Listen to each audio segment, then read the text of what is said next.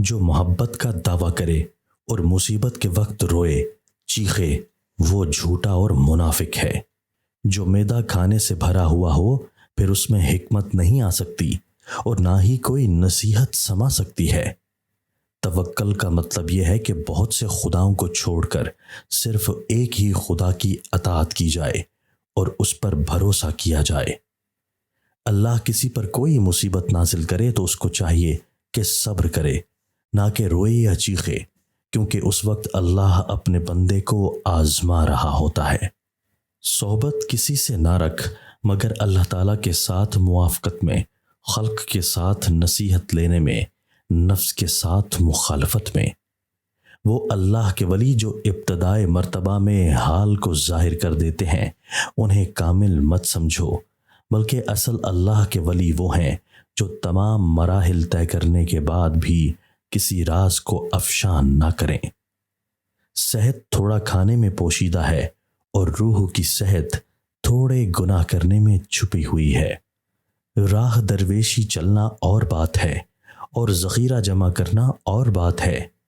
یاد درویش بن یا ذخیرہ اکٹھا کر۔ جس نے دنیا کی طرف اپنا رخ کیا تو سمجھ جاؤ اس نے اپنے رب کی طرف پیٹھ کر لی۔ مخلوق سے محبت کرنا اللہ سے محبت کرنے کے مترادف ہے۔ بندے کی سب سے بہتر حالت یہ ہے کہ وہ اللہ کی عبادت میں کوئی کمی نہ چھوڑے اور ہر لمحہ اللہ کی یاد میں مصروف و گم رہے۔ ابلے ہوئے آلو کے ساتھ 2 دانے الائچی کے کھاؤ، 80 سال تک پیٹ باہر نہیں آئے گا۔ جس انسان کو اللہ نے بہت سی نعمتیں عطا کی ہوں اور وہ بندہ اور کی بھی جستجو کرے تو سمجھ جاؤ وہ اللہ کی نعمت کی ناشکری کر رہا ہے۔